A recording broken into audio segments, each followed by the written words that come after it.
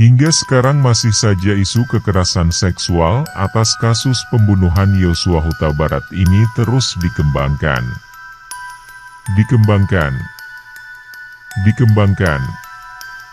Media mainstream memang menyukai isu kekerasan seksual, karena menjual isu kekerasan seksual ini sangat menjual.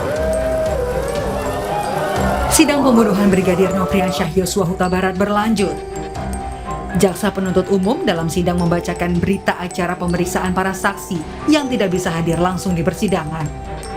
Di antaranya, kesaksian asisten rumah tangga Ferdi Sambo dan Putri Chandrawati bernama Sartini. Sartini bilang Putri Chandrawati dalam kondisi baik-baik saja 1 hari usai Yosua tewas, yakni 9 Juli 2022. Mempunyai value yang tinggi, rating yang tinggi. Tapi apakah ini menyangkut isu kekerasan seksual? Mengapa laptop Yosua juga dimusnahkan?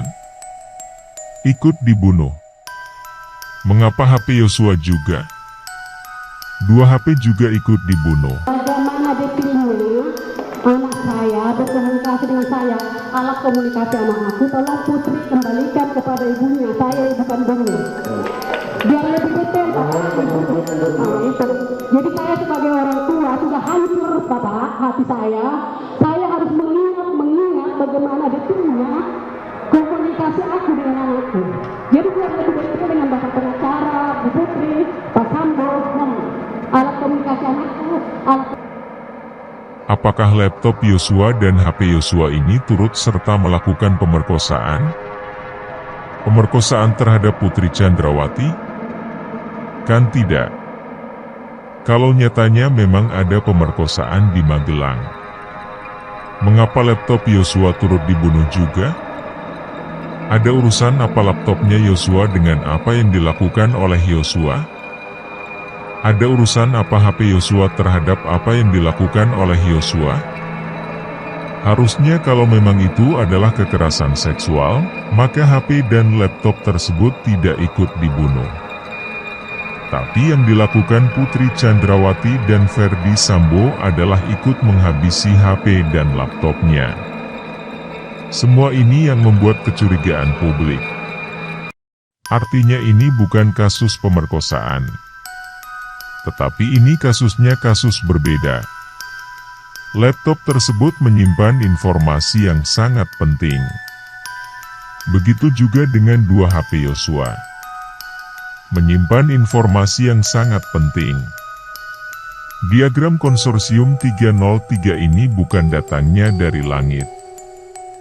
Bukan karena adanya penyelidikan yang dilakukan oleh reserse. Tapi ini akhir dari operasi intelijen.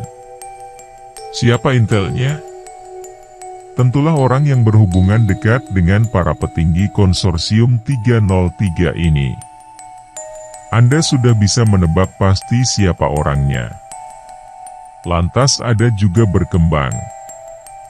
Oh, Yosua mengetahui informasi penting, sehingga dia harus dibunuh.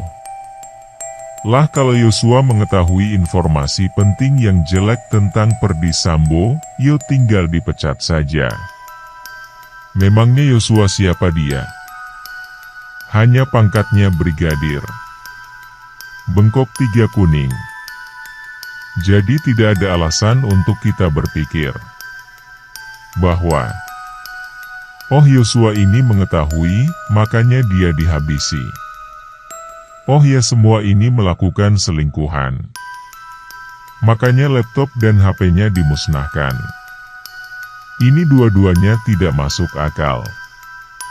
Mari kita flashback kembali. Di hari yang sama setelah Yosua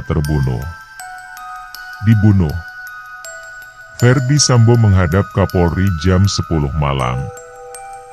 Di ruang Kapolri tersebut melaporkan ada tembak-menembak antara anak buahnya dengan anak buahnya karena ada pelecehan seksual.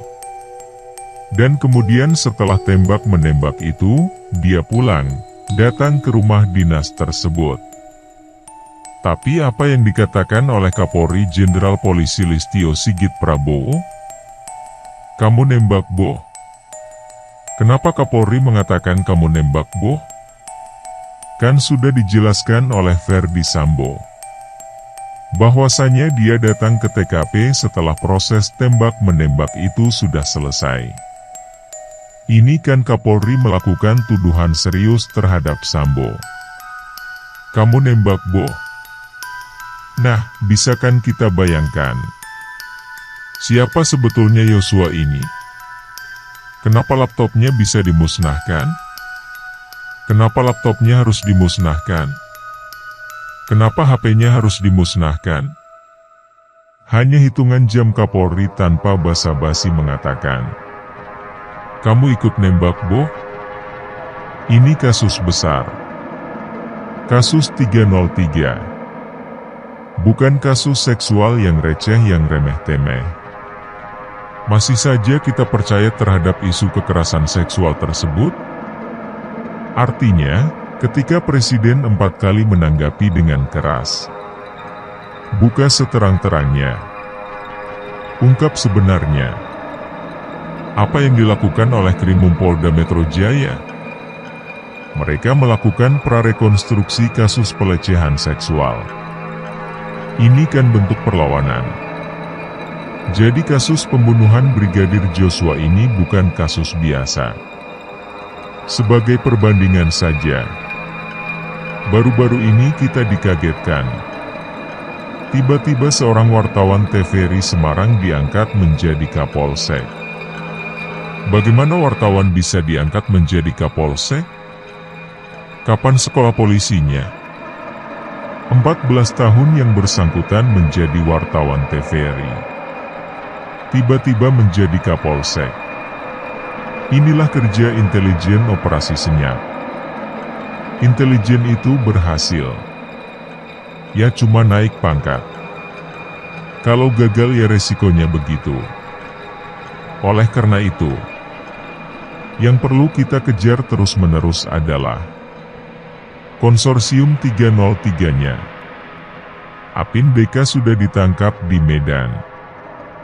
Bagaimana hubungannya dengan oknum? Kok tidak terdengar? Apa yang ditutup-tutupi? Anda pasti tahu jawabannya. Aktivitas berjalan seperti biasa. Bahkan, istri Verdi Sambo itu sempat menjelaskan kepada saksi soal tugas sebagai asisten rumah tangga. Bahwa dapat saya jelaskan kondisi dan keadaan Ibu Putri Chandrawati pada tanggal 9 Juli 2022 sekitar jam 08.00 WIB pada saat sarapan pagi dalam kondisi baik-baik saja, karena sempat menjelaskan pekerjaan saya menjadi ART di rumah tersebut. Soal peristiwa di Magelang juga kembali diungkit di persidangan. Kejadian Magelang yang disebut kubu terdakwa Verdi Sambo sebagai alasan penembakan Yosua ternyata hanyalah ilusi belaka. Saksi Sugeng Putu Wicaksono, Sesro Provos Divisi Propam Polri dalam berita acara pemeriksaan menjelaskan, saat Richard Eliezer diperiksa, Verdi Sambo datang dan mengatakan ingin berbicara empat mata dengan Richard Eliezer selama 15 menit.